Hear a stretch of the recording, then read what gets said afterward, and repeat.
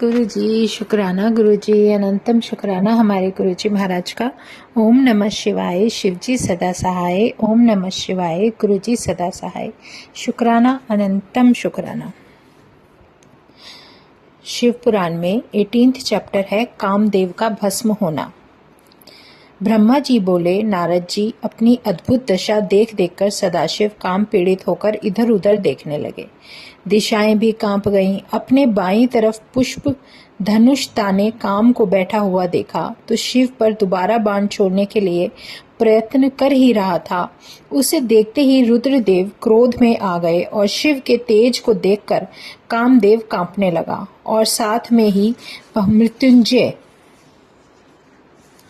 भगवान शंकर को हाथ जोड़कर ध्यान करने लगा। शिव क्रोध में तप्त हुए कि उनके मस्तक का तीसरा नेत्र खुल गया। उससे बड़ी तेज अग्नि निकली। उस अग्नि से वृक्ष पर बैठा कामदेव जलने लगा। वृक्ष से गिरकर भस्म हो जाने पर देवगण दुखित होकर रोने लगे। श्री पार्वती जी सखियों के साथ घर में चली गई। कामदेव की स्त्री रति तो दुख के मारे बेहोश होकर पृथ्वी पर गिर पड़ी। फिर थोड़ी देर बाद विचारने लगी, अब मैं क्या करूं, कहाँ जाऊं? देवताओं ने तो मेरे साथ बहुत बुरा किया, जो मेरे पति को यहाँ भेजकर भस्म करा दिया। उसके करुण विलाप को सुनकर चराचर जीव भी दुखित होने लगे। उसके बाद इंद्र आदि देवता वहां पहुंचकर रति को धैर्य देते हुए समझाने लगे। बोले, देवी, धैर्य धारण करो, शोक करने से क्या होगा। अब तुम धैर्य धारण करके अपने पति की थोड़ी सी भस्म लेकर अपने पास यत्न पूर्वक रख लो। शिव कृपा से तुम्हारा पति फिर जीवित हो जाएगा। ब्रह्मा जी बोले, नारद, इस प्रकार रति को धैर्य देकर देवता लोग भगवान शंकर के निकट पहुंचे। उन्हें प्रणाम करके तथा स्तुति द्वारा प्रसन्न करके बोले, हे प्रभु, यह कामदेव कोई अपने स्वार्थ के लिए कार्य नहीं कर रहा था, वह संपूर्ण देवताओं का कार्य कर रहा था। दैत्य तारकासुर संपूर्ण देवताओं को अतीव पीड़ित कर रहा है। उसी के विनाश के लिए यह उसका कार्य था। अब आप कृपा करके क्रोध शांत करो और दुखित होती हुई एवं रोती हुई उसकी पत्नी रति को समझाने की कृपा करें। तब सदाशिव बोले, ऋषियों तथा देवताओं, अब तो मेरे क्रोध के कारण जो कुछ हो गया सो हो गया, उसका कुछ नहीं हो सकता। हाँ, जब श्री कृष्ण भगवान रुक्मिणी के साथ विवाह करेंगे तब द्वारिका में कामदेव का भी जन्म होगा, जिसका नाम प्रद्युम्न होगा। शांबर नामक एक दानव आकर उसे चुरा कर ले जाएगा और उसे समुद्र में जाकर फेंक देगा और यह रति उसी शंबर के नगर में निवास कर रही होगी। वही समुद्र में फेंका हुआ उसका पति वहीं आकर उसे मिल जाएगा। यह सुनकर देवगण कहने लगे, प्रभु, जब तक इस रति का कहीं देहांत ना हो जाए, इसलिए कृपा करके इसके शरीर की तब तक आप ही रक्षा करते रहें और इसके पति को शीघ्र ही जीवित करके इसका दुख दूर करने की कृपा करें। सदाशिव बोले, देवताओं, कामदेव शीघ्र ही जीवित हो जाएगा, मेरा ही गण होकर आनंद करेगा। यह वृतांत किसी से मत कहना, मैं शीघ्र तुम्हारे दुख दूर हर लूंगा। अब तुम अपने अपने लोकों में जाओ। यह कहकर भगवान शंकर अंतर ध्यान हो गए और देवता गण भी अपने अपने लोक को चले गए। अब 19th चैप्टर है शिव क्रोधाग्नि की शांति। ब्रह्मा जी बोले, नारद जी, भगवान शंकर के तीसरे नेत्र की अग्नि द्वारा काम के भस्म हो जाने पर त्रिलोकी के चराचर जीव डर के मेरे पास आए और उन्होंने अपना कष्ट मुझे आकर सुनाया। उसके बाद उसका कारण समझकर मैं भगवान शंकर के पास पहुंचा।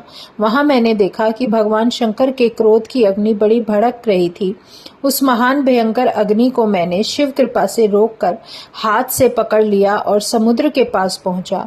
मुझे आया देखकर समुद्र पुरुष का रूप धारण करके मेरे पास आया और बोला, ब्रह्मा जी, मैं आपकी क्या सेवा करूं? ब्रह्मा जी बोले, सागर भगवान शंकर ने अपने तीसरे नेत्र की अग्नि द्वारा कामदेव को भस्म कर दिया है। वह शिव क्रोधाग्नि है, उससे त्रिलोक जल जाएगा। इस कारण मैं उसे रोक कर आपके पास लेकर आया हूं। तुम ही सृष्टि के प्रलय काल तक इसे धारण किए रहो। जिस समय मैं आकर निवास करूं तभी इसे त्याग देना। इसे भोजन और जल तुम्हें नित्य देना होगा। इस प्रकार ब्रह्मा जी के कहने पर समुद्र ने उसे धारण करने के लिए स्वीकार कर लिया। उसके बाद पवन के साथ बड़े बड़े शोले निकालती हुई वह शिव क्रोध अग्नि समुद्र में प्रविष्ट हो गई। मैं अपने लोक में चला आया। अब है चैप्टर 20 पार्वती को नारद का उपदेश।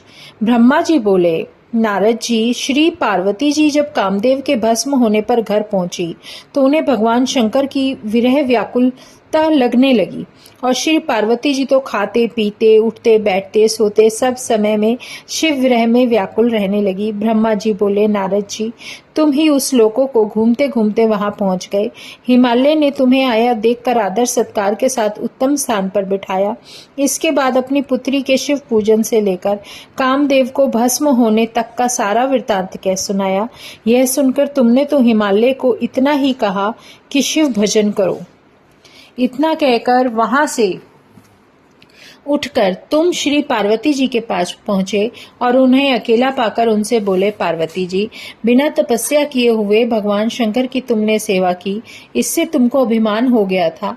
तुम्हारे उसी अभिमान को तोड़ने के लिए ही सदाशिव ने ऐसा ही किया है। अब तुम उनकी प्राप्ति के लिए बहुत समय तक तप करो, जिससे प्रसन्न होकर सदाशिव तुम्हें स्वीकार करें।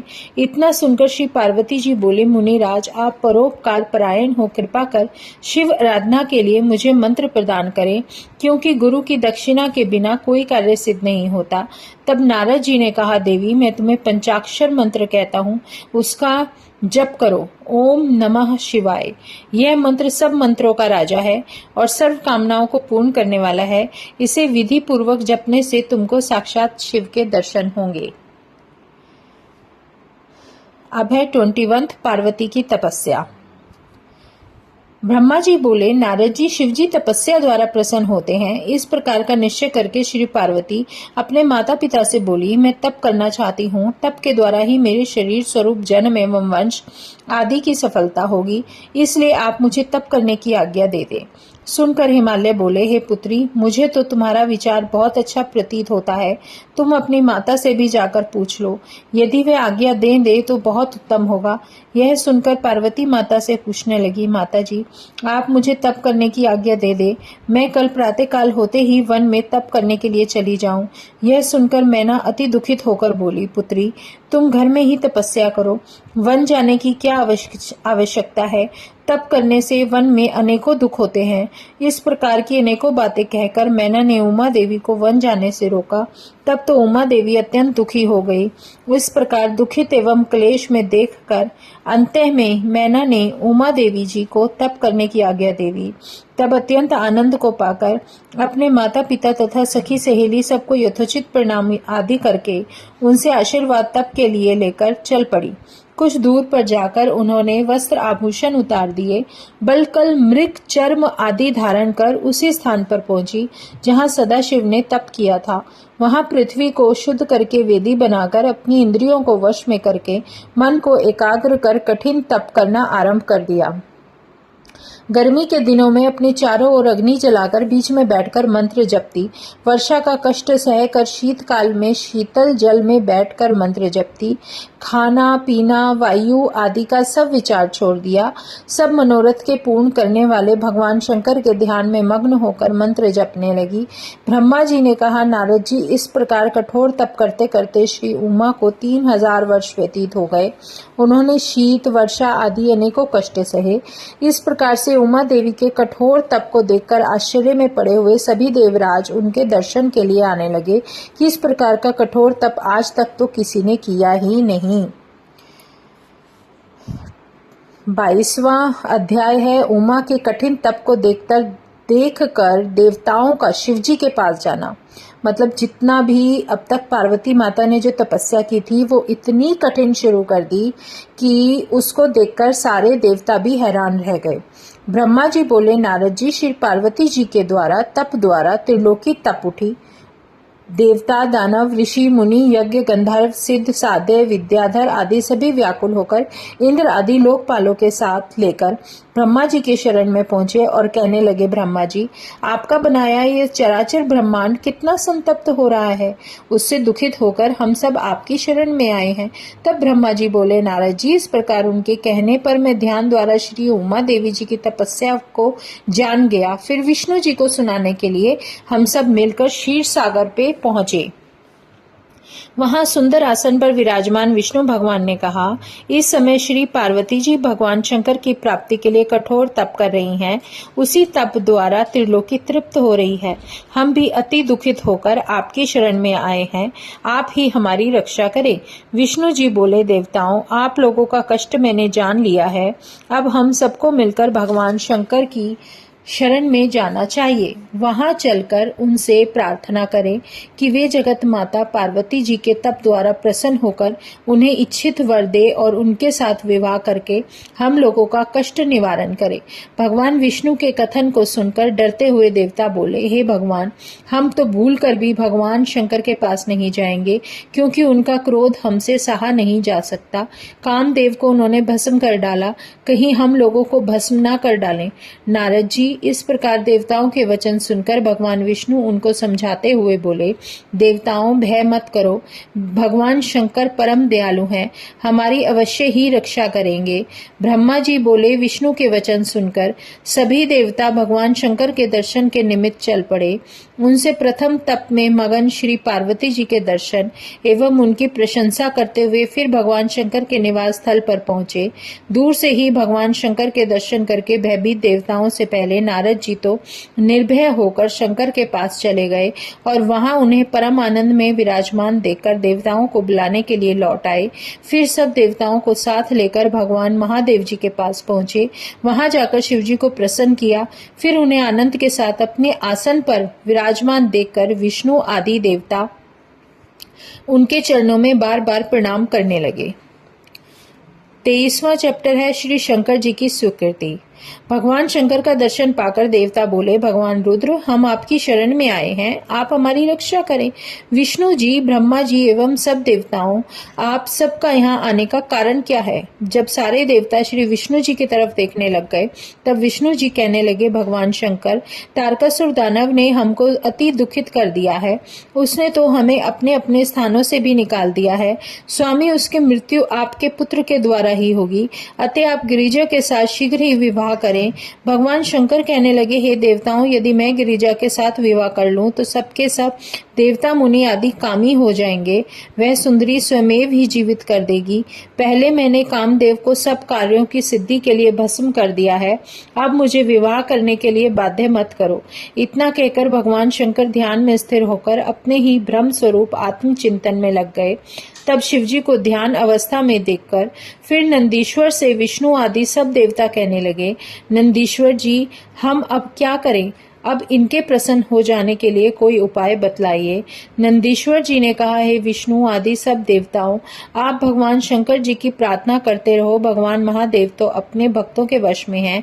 नंदीश्वर जी से इतनी बात सुनकर सभी देवता भगवान शिव की स्तुतियां करने लगे। अत्यंत दीनता के साथ प्रार्थना स्तुति करते करते देवता लोग रुदन भी करने लगे। ब्रह्मा जी ने कहा, तब मैं विष्णु दोनों मिलकर भक्ति के साथ शिव जी की ध्यान द्वारा प्रार्थना करने लगे। तब भगवान शंकर की समाधि खुली और प्रेम के साथ देखकर बोले, देवतागण, तुम लोग मिलकर यहाँ क्यों आए हो, मुझसे कह दो। तब विष्णु जी बोले, देवाधिदेव, आप अंतर्यामी हैं, आप तो हम सब आपकी शरण में ही आए हैं। स्वामिन, श्री पार्वती जी के साथ विवाह करें, पुत्र उत्पन्न करके तारक देव दानव से हम लोगों की रक्षा करें। श्री पार्वती जी तो नारद उपदेश से आपकी ही तरह कठोर तप कर रही हैं। भगवान शंकर हंसकर कहने लगे, हे देवताओं, मनुष्य के लिए विवाह एक जेल खाना है। इस लोक में कुसंग तो कई प्रकार के हैं, उनमें मुख्य स्त्री संग है। उसी से ही विषय वासना बढ़कर बंधन में डाल देती है। मैं स्वयं तो चाहता हूँ इस बंधन में ना पड़ूं, किंतु मैं भक्तों के अधीन हूँ। इन लोगों के हित के लिए अनुचित कार्य कर बैठता हूँ। इसी कारण मैं आप लोगों की प्रार्थना पूर्ण करूंगा। देवता लोगों, तारकासुर द्वारा तुम्हें जो दुख प्राप्त है उसे निवारण करने के लिए इच्छा न होने पर भी मैं पार्वती जी के साथ विवाह कर लूंगा। अब तुम निर्भयता पूर्वक अपने अपने स्थान पर चले जाओ। नारद जी देवताओं के प्रति ऐसा कहकर भगवान मौन हो गए।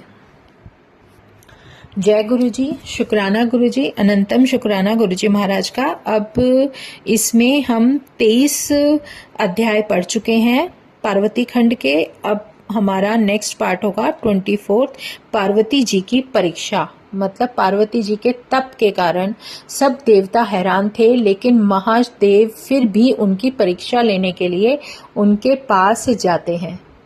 जय गुरु जी, शुक्राना गुरु जी। ओम नमः शिवाय, शिव जी सदा सहाय। ओम नमः शिवाय, गुरु जी सदा सहाय। शुक्राना शुक्राना, अनंतम शुक्राना।